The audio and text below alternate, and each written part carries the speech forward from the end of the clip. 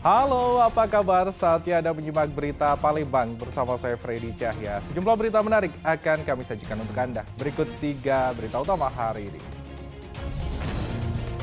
Nekat melawan arah, pengendara motor wanita tewas tertabrak bus. Lahan milik negara seluas 8,7 hektar area di Pulau Semambu, Kabupaten Ogan Ilir resmi dipinjamkan kepada pemerintah desa setempat untuk pertanian. Wisata wahana air menjadi primadona di Kota Palembang saat libur sekolah, Natal, dan Tahun Baru.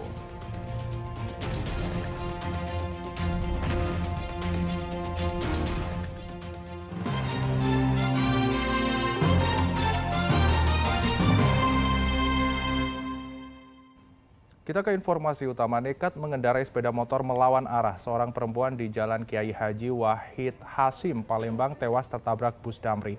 Korban tewas akibat luka di bagian kepala, sedangkan penumpang sepeda motor yang merupakan rekan korban selamat.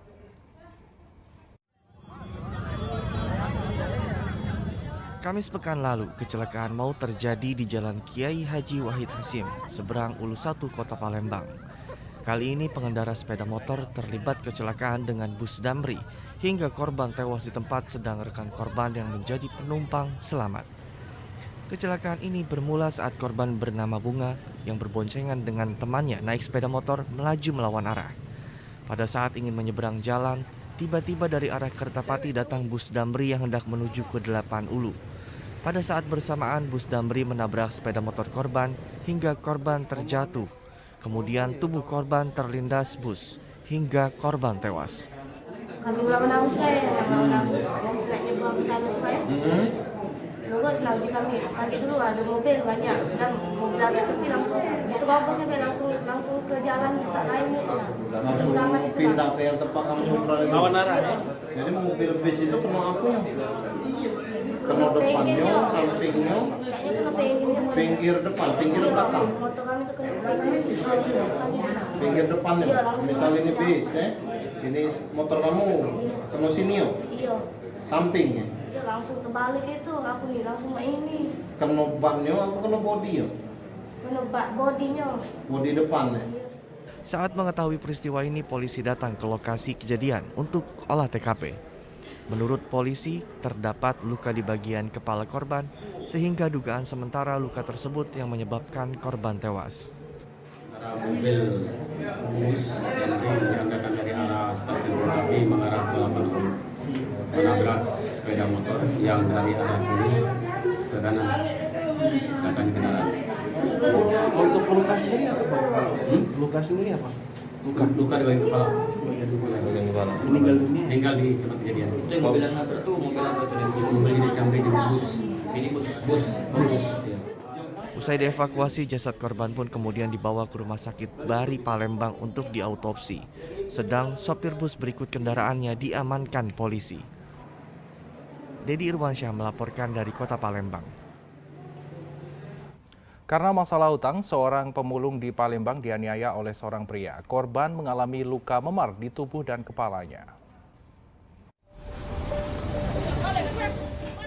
Seorang pemulung yang sedang duduk di tepi jalan Letkol Iskandar, Kota Palembang, dianiaya oleh seorang pria yang belum diketahui identitasnya.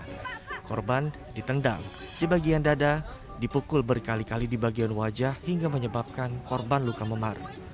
Meski warga mencoba melerai penganiayaan ini, namun tidak digubris oleh pelaku. Rupanya masalah utang menjadi pemicu pelaku menganiaya korban yang belakangan diketahui bernama Mulyadi, warga Jakabaring, Palembang. 5 bulan lalu Mulyadi sempat meminjam uang kepada pelaku sebesar Rp500.000. Namun Mulyadi harus membayar utang tersebut sebesar Rp700.000. Mulyadi juga sempat dituduh membawa kabur uang pelaku. Ia pasrah dengan keadaan karena Mulyadi tidak memiliki uang untuk membayar utangnya. Sampai dipukul itu karena dia nagih itu dengan kekerasan karena aku tuh udah punya duit. Udah punya duit untuk bayar Pak. Begitu istilah nagih ngomong satu kali langsung tangan main. Nah, Berapa kali dipukul ya kemarin Pak? kalau di sini pipi kiri kanan ini kuhitung 4 kali. Kalau dada sini ditandangnya tuh 4 kali. Kepala? kepala ini dipegang mak ini, ditunjukin di cucunya udah tahu gunting apa pena, pokoknya ini Darah, tepuk. berdarah Pak. Nah, setelah dari situ jaku ya namanya memang salah aku kan. Jadi saya tidak ngelawan, mati pun saya pasrah karena udah salah. Meski banyak warga yang meminta Mulyadi membawa masalah ini ke ranah hukum, namun dirinya belum berencana melaporkan penganiayaan ini ke pihak kepolisian. Ia pun berharap saat ini bisa mengumpulkan uang untuk melunasi utangnya. Dedi Ruansyah melaporkan dari Kota Palembang. Ya, berhati-hatilah saat memarkirkan sepeda motor di minimarket dan jangan lupa menggunakan kunci ganda karena baru-baru ini komplotan pencuri sepeda motor di Kabupaten Lawang 4 dengan mudah membawa kabur sepeda motor korban. Berkat kamera pengawas, 1 dari 3 pelaku curanmor ditangkap.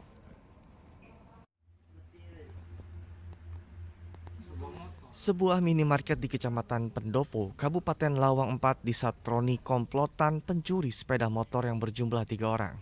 Mereka mengincar sepeda motor milik karyawan minimarket yang sedang terparkir. Saat sampai di lokasi, 1 dari 3 pelaku pura-pura berbelanja di minimarket. Sedang 2 pelaku lain menunggu di luar sambil memantau situasi. Karena kondisi sepi, komplotan ini pun melancarkan tindak kejahatan. Mereka merusak kunci sepeda motor dan dalam hitungan detik, sepeda motor ini dibawa kabur.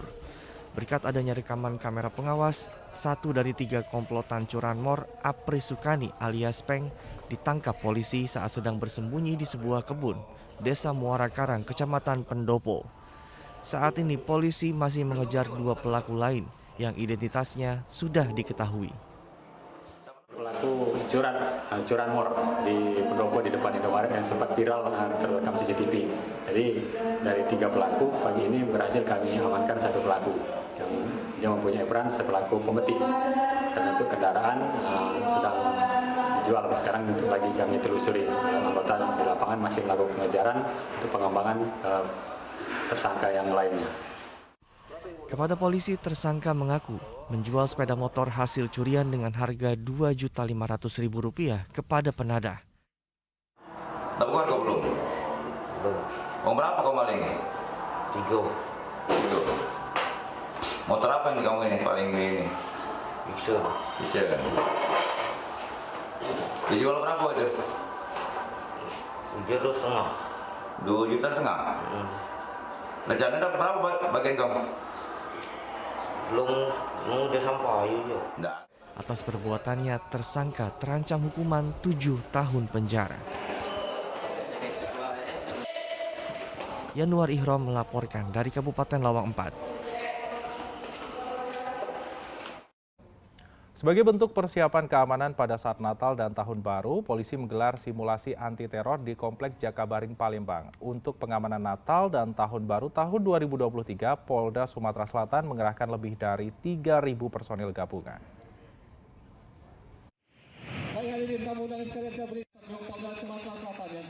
Ledakan bom terjadi di Kompleks Jakabaring, Palembang. Sejumlah penembak jitu pun disiagakan untuk melawan musuh. Namun ini bukanlah serangan sungguhan yang dilakukan oleh teroris, melainkan hanya simulasi. Simulasi anti-teror yang digelar oleh Polda Sumatera Selatan dan Polrestabes Palembang bertujuan untuk persiapan pengamanan pada saat perayaan Natal dan Tahun Baru 2023. Selain menyiagakan sejumlah personil di titik rawan, polisi juga sudah memasang kamera pengawas di beberapa gereja untuk antisipasi jika ada serangan dari teroris. Seluruh indikasi atau informasi adanya bom atau dugaan segera merapat ke tribun untuk kita melaksanakan konsolidasi. Nah, selain itu ada kita siapkan penembak gitu Dari Brimob. Ada. Berarti tapi sudah ada yang ditempatkan banyak di setiap tempat ibadah. Sudah, kita kan sudah tunjuk pengamanan khusus tempat ibadah. Dan juga kita membuatkan sistem, jadi seluruh tempat ibadah gereja itu kita pasang CCTV untuk memonitor daripada kegiatan. Kemudian kita konekkan di pospam, di pospam yang terdekat sesuai dengan zonanya. Kemudian langsung kita awasi di situ. Kemudian kita sambungkan ke command center. Pada pengamanan Natal dan Tahun Baru 2023, Polda Sumatera Selatan menyiagakan 3.758 personel gabungan yang terdiri dari 2.058 personel Polri dan 1.700 personel TNI, Satpol PP dan sejumlah pengamanan instansi. Mereka akan disiagakan di 48 pos pengamanan, 32 pos pelayanan dan 6 pos terpadu di wilayah Sumatera Selatan. Dedi Irwansyah melaporkan dari Kota Palembang.